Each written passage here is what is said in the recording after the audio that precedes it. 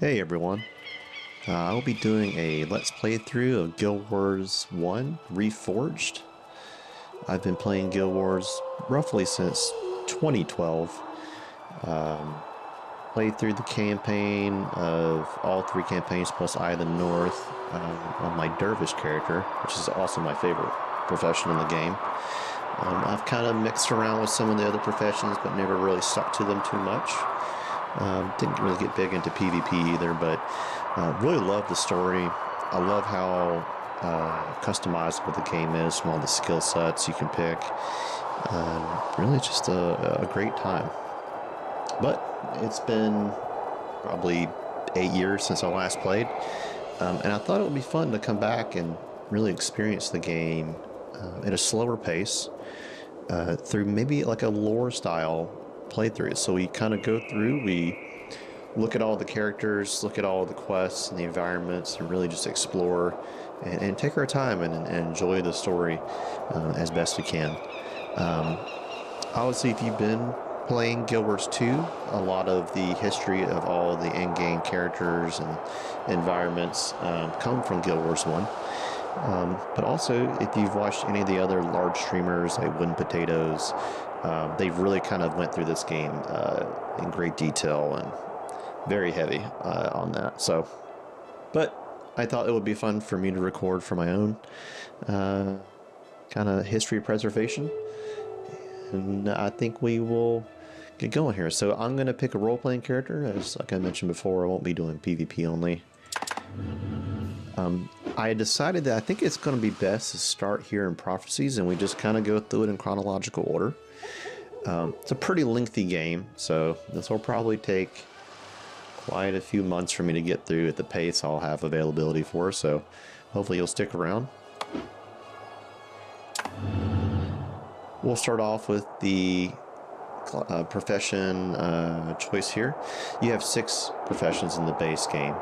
You have Warrior, which is your main heavy armor, hack and slash, can use majority of all the weapons in the game. Super fun. Really, when you think about any RPG, Warrior is kind of your go-to.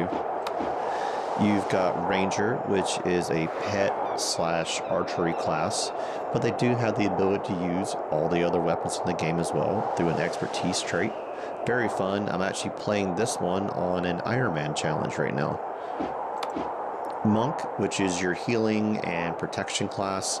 I haven't actually played this one, so I can't really give you a huge point of view into it. Usually I'm using the AI monks to help heal, so they probably do a lot better job than I will. Then you have Necromancer, which is your undead minions and curses and life-stealing abilities. Pretty fun class if you played any of the other Necromancers in other games like Diablo or even Guild Wars 2. Think of it sort of like that. It's pretty neat. Nesmer is definitely the most unique class to Guild Wars and probably most any other game I've probably played. It is a kind of an interruption and condition-based class. So you're putting hexes and abilities on other enemies to really ruin their playstyle, and to some point you can basically just stop them from doing anything at all. Very fun, but you really have to understand how the enemy attacks to be able to use the right abilities. So it's not a super easy beginner class, but I am trying this class at a slow pace too to learn this out. And then Elementist, which is your magic-based range class. They have access to 4 different magic kind of, I'd say, attributes. So you got fire, air, earth, and water. So we're going to be trying that one because I think that adds a little bit of variety to the playstyle. You can kind of pick between AoE, single target, healing, defensive, and then maybe later in the game they do struggle a little bit in the hard mode because a lot of the resistances and whatnot. But we'll see if we get there. This is really a lore playthrough, so not super worried about that. So let's make our character. I'm going to go with a female character on this one. I like the way the armor looks on it a little bit better than the male Typically, my male characters are my martial class characters, which is your weapon based. Alright, so we will go. I really like kind of the long, it's like a bob cut, long hair. We'll go with the blonde. I really like this facial feature here. We'll give her a little bit of a tan. Skin tone. Gotta go with the blue. Just fits the theme. Although you can go red. Red's also a pretty popular color for elements. You got fire based. I just like the way the the blue looks. So you have a height slider. You're gonna be gigantic, small compared to other characters. I always scale mine up. I don't know. I like being the tallest character on the screen there. So we'll pick our name. So we're going to go with Violet Historia, which is my kind of main end name, because you do have two names in this game. And then you have these optional filters here. So they are basically what's a part of the Reforged mode now. They've been adding little special modes periodically. Right now they have 3. Reforged mode was one of the main ones, and what this does is it basically makes some of the enemies slightly easier. You get a little bit better gold drop, and also some EXP buff, and it kind of fixes some of the henchman's AI. So that's some of the AI players. So we're going to pick that. Melandri's Accord is the recent one. This one is kind of like an Iron Man mode. There's a lot of restrictions to it, such as you can't use any skills that are already unlocked on the account. You have access to your storage. You can't use your mercenaries as heroes. There's a lot of restrictions, but we won't do that on this one. I think that will be a little bit too tough. But I think from a starting point, we'll go with Dune's Covenant. And this is basically a one life to live style, but you don't really, I mean, if you die, you basically just lose the icon. It's not too big a deal. It's just, depends on how far you can go. Is kind of what this one really alludes to. So, pretty neat. With Melandra's Accord, you can do some self-imposed restrictions on you. But once again, I don't think we'll go with that right now. I think we'll keep this for now. All right, so let's go ahead and create a character, and we'll watch the opening cutscenes. I'll mute myself so you guys can enjoy it.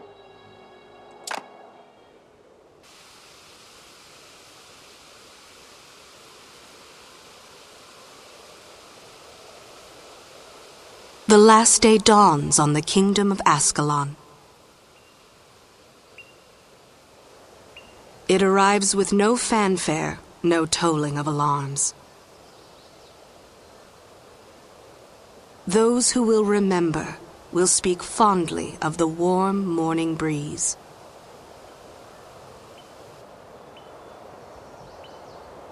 People carry on with their daily lives, unaware that in a short while,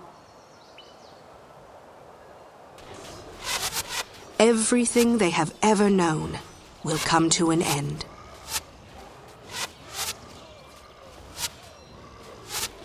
Scribe? Yes, my lord. These Char are relentless, but we shall hold the wall at all costs. Yes, my lord. Take this message to Sir Titus. Go forth and recruit the strongest, the smartest. Bring to me the bravest in all of Ascalon. Find me the heroes who will lead our kingdom to glory.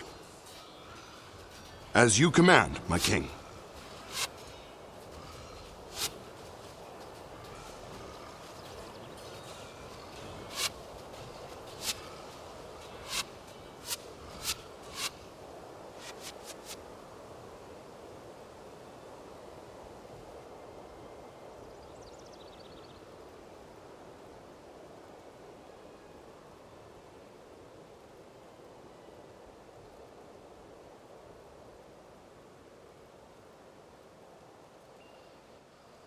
All right. So you probably noticed on that opening cutscene, you had King Adelburn up on top of the wall, and you saw the big kind kind of scuffle going on down in the below it. That's with the enemy called the Char. They're like a cat-like, humanoid-esque race. And basically, they're kind of upset because where we are today was originally Char land. And then when humans kind of came to this world, they basically overtook this land, and then they spread out in 3 different kingdoms, which we will visit those kingdoms later on in the playthrough. But the Char aren't really friendly, and they're really upset that we've basically ruined their home, and they want to take it back over. So this is where we're at. We're in a very interesting time point in the timeline. Ascalon is called pre-searing, as the event that happens later is called the searing, and pretty much the entire area will be turned into a desolate wasteland. But a lot of people go through this area and they stay for a long, long time. Sometimes they never leave. It's a very interesting take on your character living forever and not having to deal with all the problems. So that is not how we will do. There is a bunch of titles in the game you can get from doing different things. As you can see, I've been playing a while, but not that long as most people are.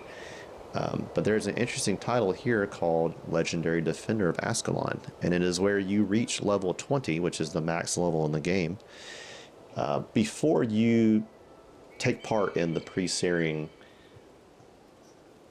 event. So I'm not going to do that. That'll take too long, either most of you can do it in about 20 hours.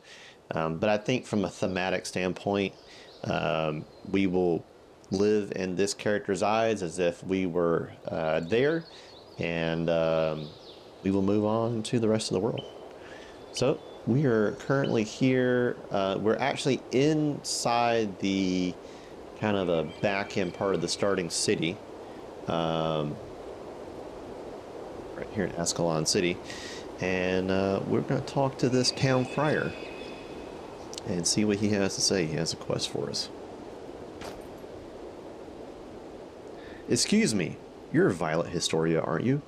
I think Sir Titus was looking for you. He said he had some good news for you. I like good news. So let's go into town here. See if we can find Sir Titus. There he is.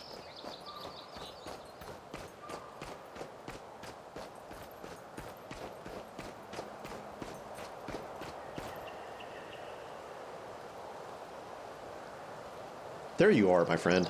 I am glad you are here. I have good news for you.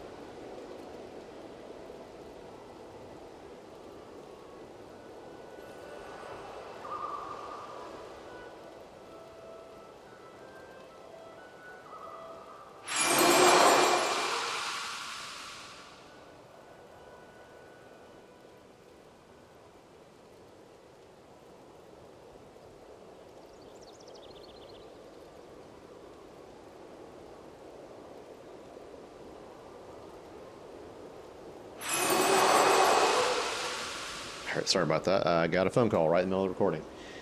All right, so we'll start back over here. There you are, my friend.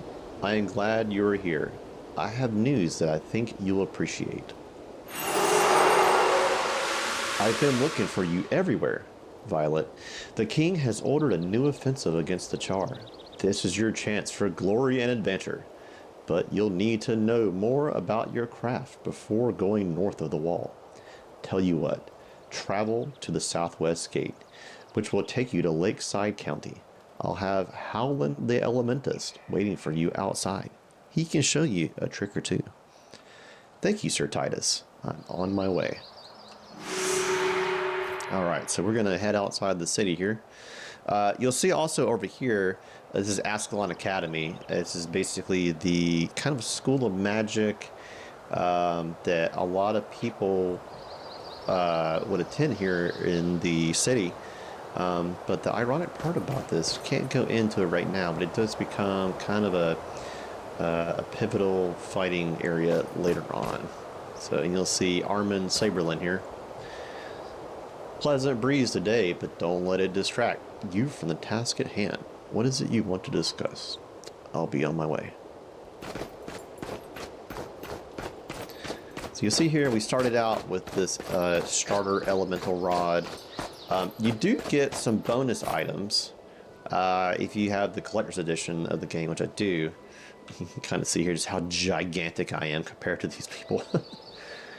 Oh wow, it's so big. But then I'm not that big next to a person that's not very, very small. So, but you do get these bonus items in the game.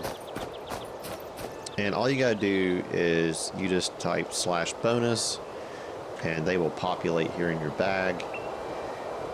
There are a bunch of different weapons. So you've got a bow, a kind of tiger's roar, which is kind of like a not mace, but like a wand. Wolf's favor, which is like a mace for monks. You got Sunray Rhino's charge, which is a hammer for warriors. You got a scepter for elementus, for mesmer, a shield for warriors, and then a soul shrieker for necromancers. So every class kind of got a little something. And really what this does, honestly, is it kind of gives you a little bit of an increase in your offensive abilities. So for instance here, we just have this one elemental rod, and we can equip this tiger's roar here in the offhand. And what it will do is it'll give us 12 more energy if we get a 9 energy storage requirement, which is in our attributes here. And energy storage is kind of your main attribute for Elementus. So it's basically kind of giving you the ability to have more what they would call energy in this game, which is mana for other role-playing games. Energy storage. So your max energy increases by 3, and then obviously your abilities use that for casting. And then you got your other kind of different style of classes. So you get air, which is lightning damage, mostly single target. Earth, which is your defense for protection. Fire, which is a little bit for AoE. And then water, which is your kind of, I say, crowd control style one, and a bit of healing. So we'll use this. I think it adds a pretty cool thing. It does give us a little bit of a buff in the game, I guess you should say, but it's not that crazy. The biggest thing there is the 2020 there, which is halves rescard of fire and earth. So it does basically mean that we have a 20% chance that our skills will recharge twice as fast. So that'll be pretty nice. Not going to use the rest of this stuff. Some people do tend to use like the scepter for the chaos damage, but you're not going to get that much chaos damage because we don't have domination magic at the moment. But you do get 5 more energy here when you're above 50% health. So, but I think we'll stick to finding our own rod and using that. I think it'd be a little bit more thematic here. So we'll go ahead and get rid of these. Some people do tend to keep the bow for long range pulling. I think that does help, so we will hang on to that. And you can do that by equipping some different weapon sets here. So we'll throw the bow, put here in the end, just hang on to it for later. All right, let's head out. And as you can see, this place is just absolutely idyllic. Love the autumn colors. It just looks so nice. So we found our man we were looking for here, Howlin' Elementist. Are you the one Sir Titus wished me to instruct? Good. Listen closely. An elementus manipulates the power of air, earth, fire, and water. So choose to specialize in a single element. Others learn to control more than one. The choice can vastly alter one's abilities, since each element has its own strengths and weaknesses. That's enough of a lecture. The rest of your lesson will be hands-on. I don't have the time for chit-chat. Your assignment is this. Go down to the river and kill a scale. You should find a small horde of them, since they hunt there this time of the day. Collecting a shimmering scale and bring it back to me. Go now. And he's going to give us a couple abilities when we finish the quest. But before we head down, we'll actually go talk to this little girl that's dancing over here, because she also has a quest. So typically when you die in the game, you don't die forever. You actually come back to these resurrection shrines. And you'll always see these typically on your mini-map. You'll see here Resurrection Shrine. So just know if you do bite the dust, this is where you're going to pre-populate at. And then sometimes you'll find these people here, which are called collectors, and they will basically take some of the drops from monsters and give you some items back for them. This man in particular here, he's looking for 5 scale fins, and then if we bring them to him, he'll give us a belt pouch, which will give us 5 more inventory slots. And he also has a quest item, a Devour Egg, so maybe we'll need that later.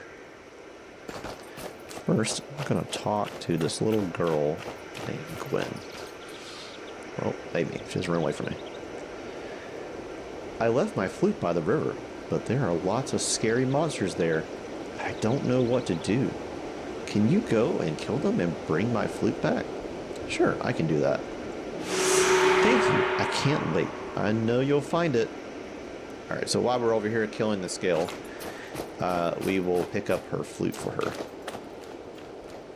Now, obviously, this offhand we put on is not going to do anything right now because we don't have any abilities. So we're just going to manually attack these bad boys.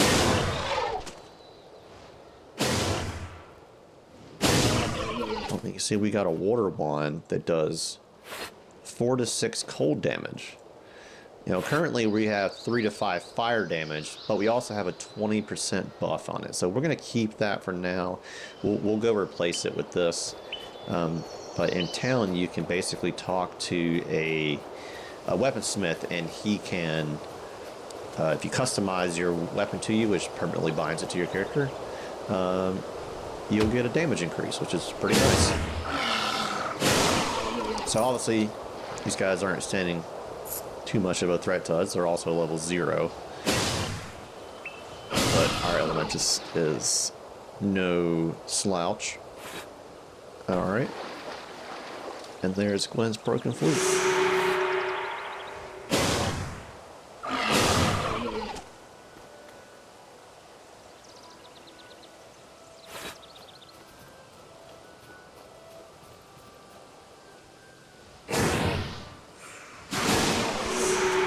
Alright, so we have met the requirement for the quest, so we're going to head back to him. We'll just keep getting rid of these guys here. Right. And you'll see here, technically we have 3, which is 2 more than we actually needed, but that'll be fine. We can discard the extras.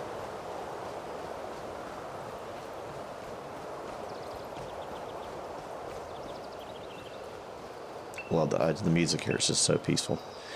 Alright, let's see what he's got to say to us now. By bringing back this skill, you have shown me you have enough competence to be trained in a few skills. I'll go back into the city and tell Sir Titus you do indeed have some potential. Havrazan will be there shortly to supervise your further development. So he gave us 2 abilities here. You'll see Flare, which is a projectile spell. It deals 20 damage. If we overcast it, which basically overcast typically means you do more damage than the character has health for, it'll do some splash damage over to the neighboring monster. And then we have, which is technically like our healing spell. It is an enchantment spell. It lasts for 60 seconds. And what it does is I'm healed for 200% of the energy cost each time I cast a spell. So this thing costs 5 energy, which, 200% of that's going to be 20. So we get healed for 20 health every single time we cast a spell. Not a whole lot, but, it's better than nothing. And typically we're, at the back of the line, so it shouldn't be getting hit, but that's not always the case. So, but a new guy has showed up. Mr. Haversden. Quite the grizzled fellow there. You can kind of see his shaved head and bulbous body there. So, you are the Elementus Sir Titus was telling me about, aren't you? Well, I imagine he's right that you've got potential. But potential won't save you from a Char firestorm. Experience will. I suggest you head southwest to Ashford and talk to Divana. She's bound to have a task or two for you. Thank you. I'll take your advice. Alright, so what he is telling us we need to do is go down this road, and there is a small city, or more, I guess more like a village, just outside of a main outpost. So we will head down there shortly. First, we need to go talk to Gwen.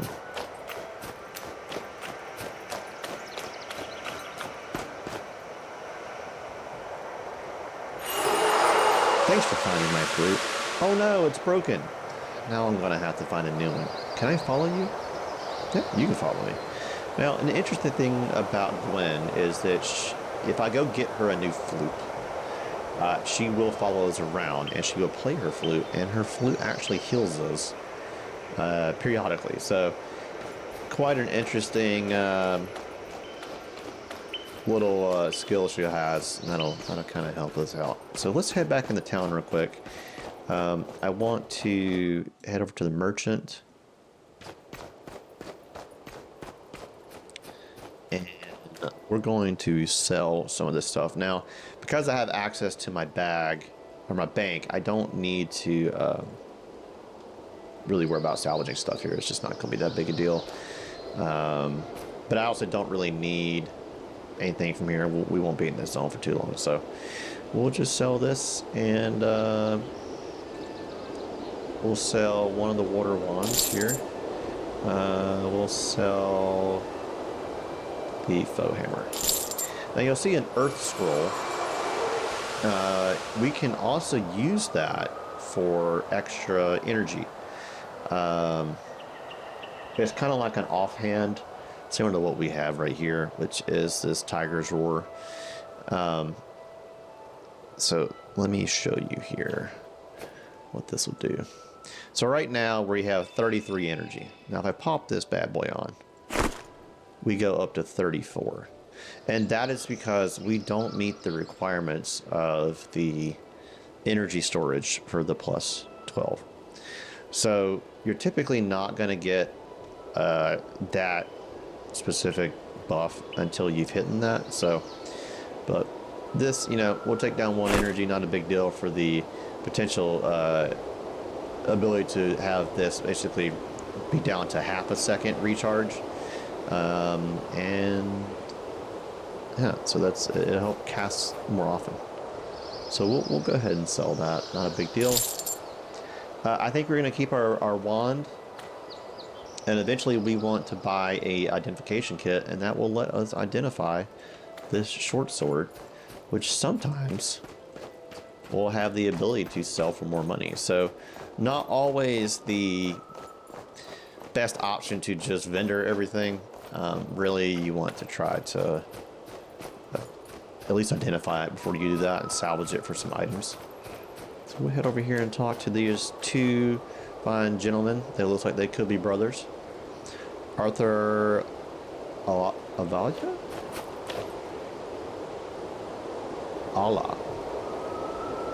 Ayala? Okay.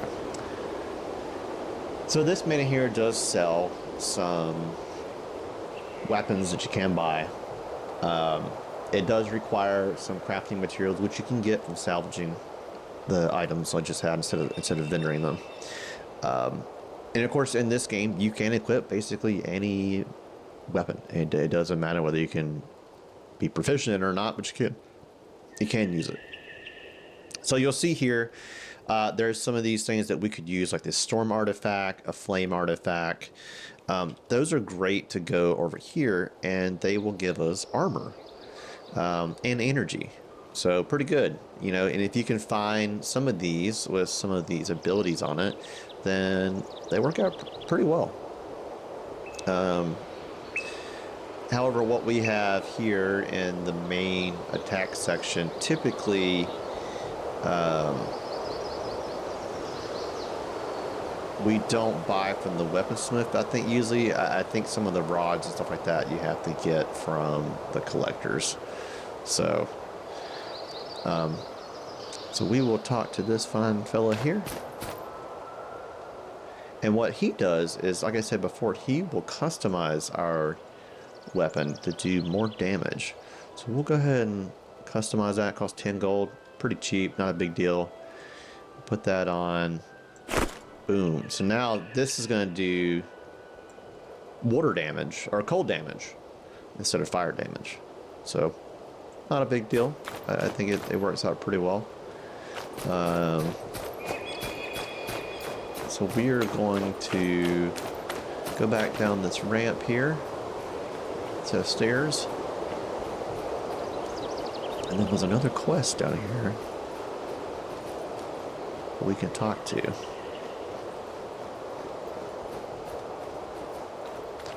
It is this young man here. Now, he may look a little different compared to everybody else in the city. As you can see, he's got some tattoos. He's dressed a little more tribal, I guess, if you want to use that term. That is because he is a Crichton. He is not an Ascalonian. Let's talk to him. His name is Namor. Alas, I am behind on my rent, and my landlord, Gelson, has run out of patience with me. I fear I will be put out of my home. I will understand if you'd rather not help a Crichton. Our nations were at war a long time ago. But I'm not your enemy, and I could really use some assistance. My friend Miller Upton lives to the southwest. I know he'll help me if I can get a message to him. If you're going that way, could you tell him of my plight? Certainly. How could I refuse? So we're going to help out this young man. He doesn't want to get kicked out of his house.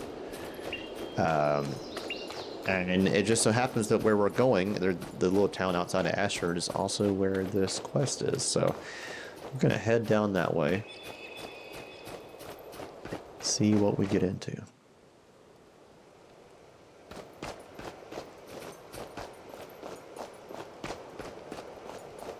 So this here is the buff you get for Reforged mode.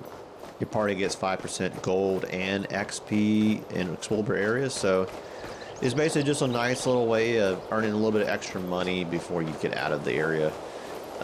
And also it helps with getting to level 20 and pre-searing a lot faster for the title. Alright, so we'll take on these river scale here. And you'll see here on my mini map my little kind of a circle of influence here. So if I have anything walk up into that range, then they will start targeting me and attacking me. So we will put up our Aura of Restoration. It lasts for 60 seconds, so not a big deal. It's like a quarter of a second cast time, so it's pretty fast. Almost instant, but not quite. We'll take out this river scale. So you'll see here, we're just spamming him with some damage. Not a big deal. We're not even really taking really that much damage.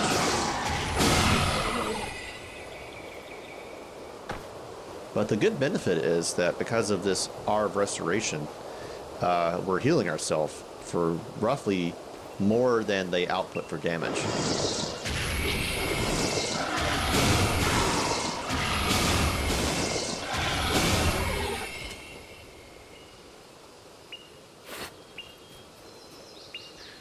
There's Miss Trina.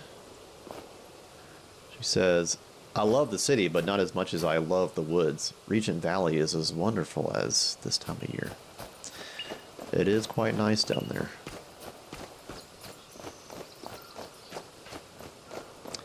So we're coming up here. Sometimes you'll see these like signposts kind of directing you on some major landmarks. Obviously this is pointing toward Ascalon City, which is where we just came from. But sometimes you'll come across these merchants that hang out. So we've got this guy here. He's got his little cart. He's trying to peddle his wares. I think we'll go ahead and sell this short sword we got. We'll still hang on to this one until we get enough to identify it. And we'll hang on to the starter rod just in case. And I also have this AI stone. I'm not going to use it right now. I think it'd be more fun to not use it, to make it seem like we're adventuring. But it does come help if we get stuck somewhere, we can pop them out. And here's another collector. Obviously he looks very similar to some of the other collectors, so they're just a big group of guys. So he is looking for 3 baked husks. And he'll give us one of these 3 items here. So an accursed icon, a flame artifact, or a healing ankh. Accursed icon is kind of like more for like the necromancers. Flame artifact is for us. Now we already have an offhand, so we don't really need anything for him. But sometimes he does have other armor for certain classes. So we will head down. Here's the next outpost called Ashford Abbey. We will head into there once we go speak to Devana, who is down here in this little town. And you'll see a bunch of the Ascalonian citizens are just kind of going about their day, standing around, you know, the usual things most people do. Be idle. So, and then sometimes you'll see these little flowers, this red iris.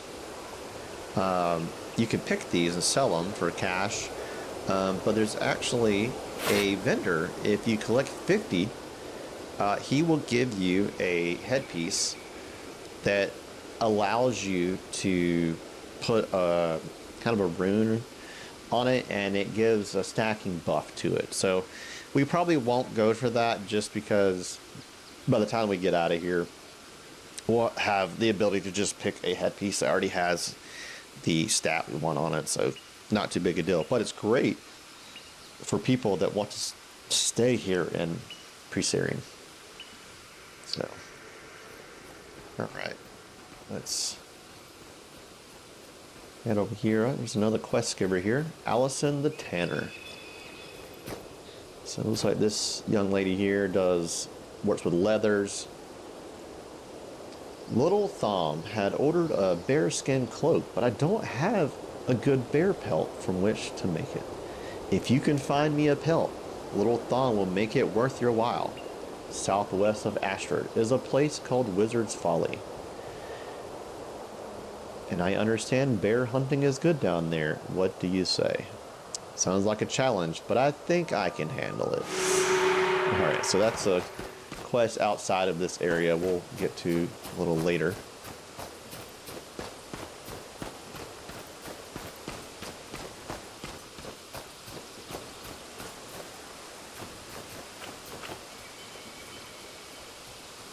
Here is Devana.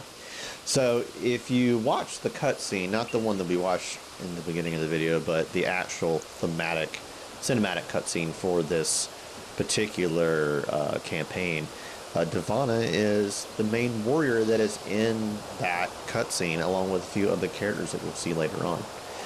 So she is a warrior profession, obviously wielding her giant warhammer. She's pretty cool. She's a pretty interesting character. So we'll see what she has to say here. I'm glad you've come. I can't seem to shake the feeling that there's trouble on the horizon, and I'd be glad to have your help if and when it arrives. In the meantime, there are plenty of people here who need assistance with one thing or another, and I'm sure you'll find the lessons you'll learn here will be invaluable in the future. And so she got something for us already. I've heard talk among the townsfolk of unsettling rumors coming from Merrick the Scribe. Instead of babbling to random strangers, he ought to send word to the authorities if he's come across something truly important. But I'm sure he's too engrossed in his books to think of anything particularly like that. Sorry, practical like that. My duties in town keep me from looking into this matter myself, but if you could go to Ashford Abbey to the north and ask him about it, I'd really appreciate it. I'll see what he has to say. Let's see what Mr. Pitney has. He looks like a little farmer guy here. He's got a satchel on. These worms will be the death of me. They've driven me off of my farm. Doesn't matter how many I kill. As long as there's a queen worm, more will be back the next day. Here's what I'm thinking. Worms love devour eggs. Can you get a devour egg from Faden Hathorn for me? I'll use it to lure the queen into the open. Then you can squash her like the bug she is. I think I can handle a few worms. So if you remember earlier, there was a collector that had a devour egg that we can get as a turn-in. So maybe that's an optimal thing to go do. We'll see. All right, here we go. Miller Upton. So this here was the fellow that we were looking for the Crichton that was back in Ascalon. All day long, we turn to stone and grind the wheat. Just turn the stone and grind the wheat. Just once, I'd like to be there, a little excitement in my life. So, what is it you want? I'm sorry, I really can't worry about helping Namor until I get rid of these damnable bees. You think you can give me a hand? Take one of the honeycombs laying on the ground and use it to lure the bees across the bridge. If you lure those 3 swarms of bees away, I'll be able to think straight again. So he's talking about these bees that have been driving him crazy. And what we're going to do is we're going to take this honeycomb, you can see as an item, and we're going to have the bees basically swarm us here. And we're going to walk it across this bridge that goes to Regent Valley. Now, sometimes this glitches a little bit, and it's better to go under the bridge, but we'll attempt it the first time. Let's see what happens. Will they still follow me? Oh yeah, they're still following me.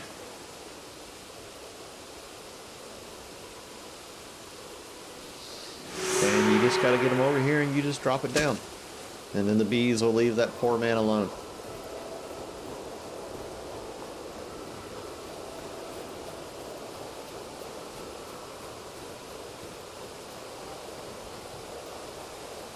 Let's go see what he has to say.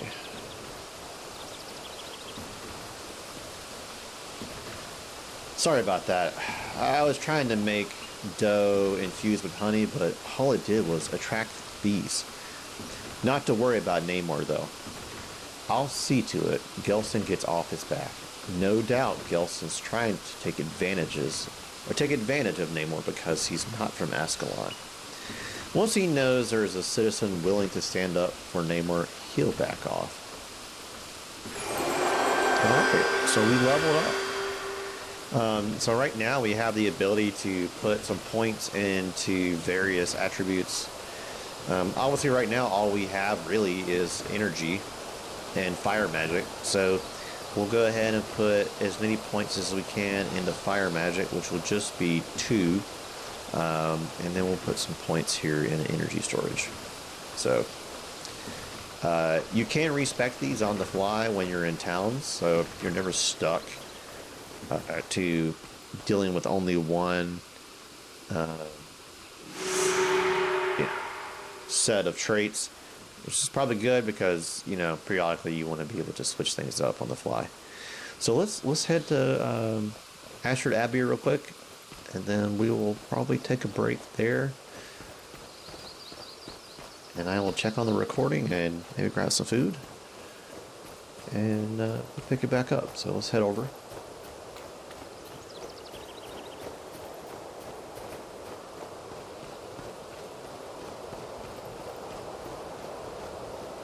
You'll also see a lot of these striders. If you like Final Fantasy games, I would say they're kind of similar to this universe's kind of chocobo. They're kind of a mix between like an ostrich in a way, and like maybe a heron, I guess. Very interesting creatures. Can be quite deadly if you rile them all up here. Alright, so let's head here into Ashford Abbey.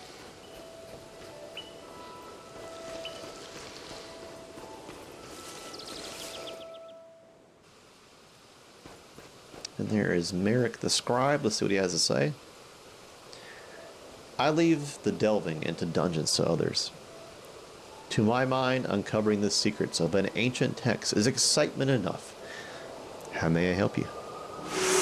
Divana sent you. Bless her. She knows I could use the help. I have an important message that must be delivered to Armin Saberlin in Ascalon City. I received a vision from Dwayna. She warned me that something dire is developing among the Char. The city must be alerted. I'll stay here and see if I can divine any more information. In the meantime, consult your map of Lakeside County to hasten your travel. Open your map, then interact with Ascalon City to travel there. It is important that this message be delivered with good speed. Remember to use your map.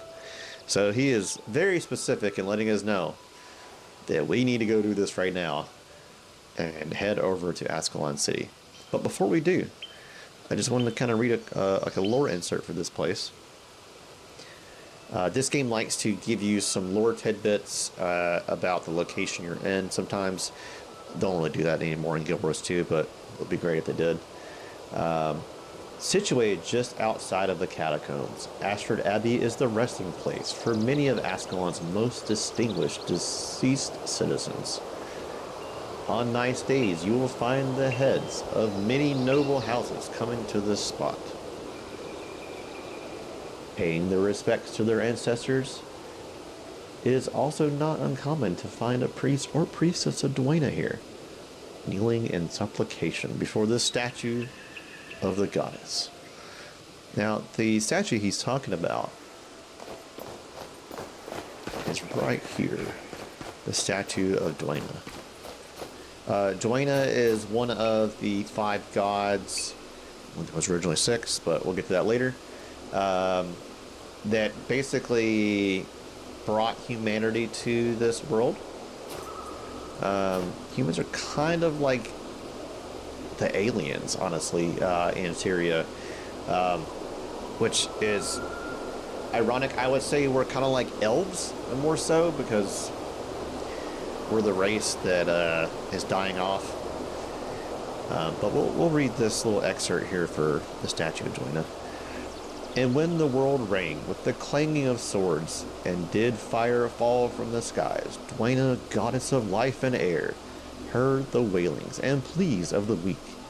And when the rumblings of war did not cease, came her charge, Doric, who did prostrate himself at her feet. And cast she now a glance upon the war-torn lands and wasted flesh of the fallen, and with tears upon her cheek did lay her gentle hands upon the prostrate man.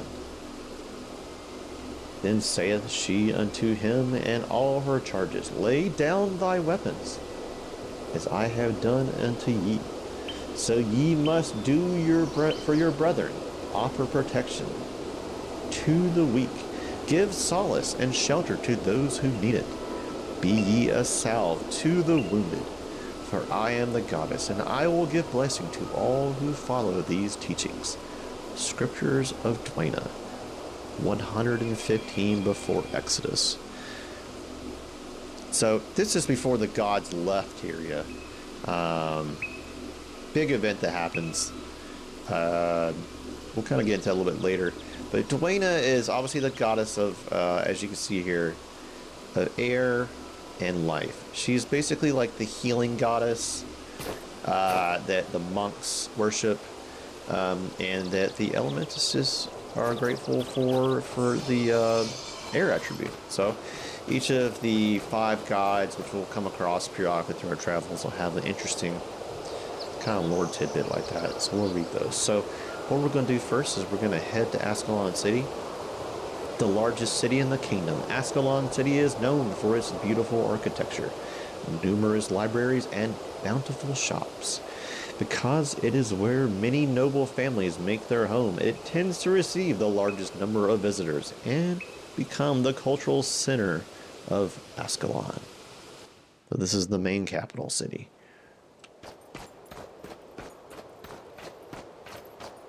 So we're going to head up here to Mr. Arm Saberlin.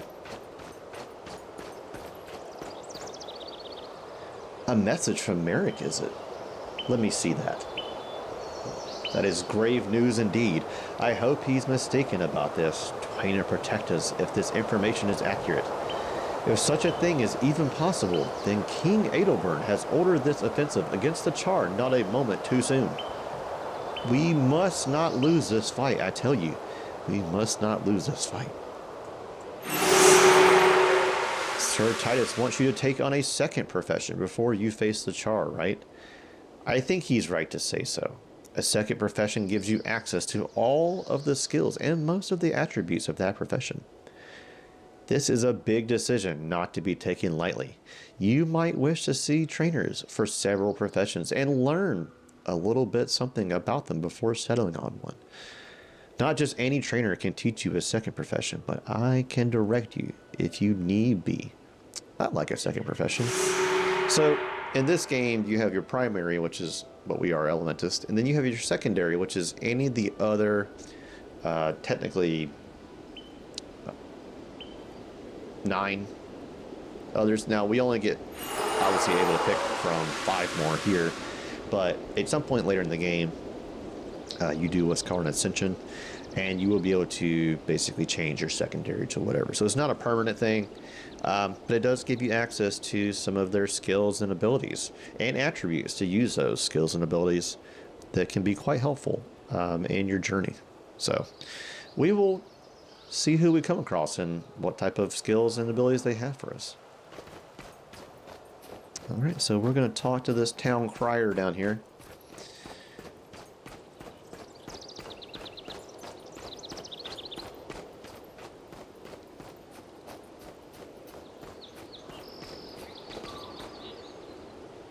Grim news from Devana and Ashford. A clan of Grawl have swept north from the woods and into Lakeside County.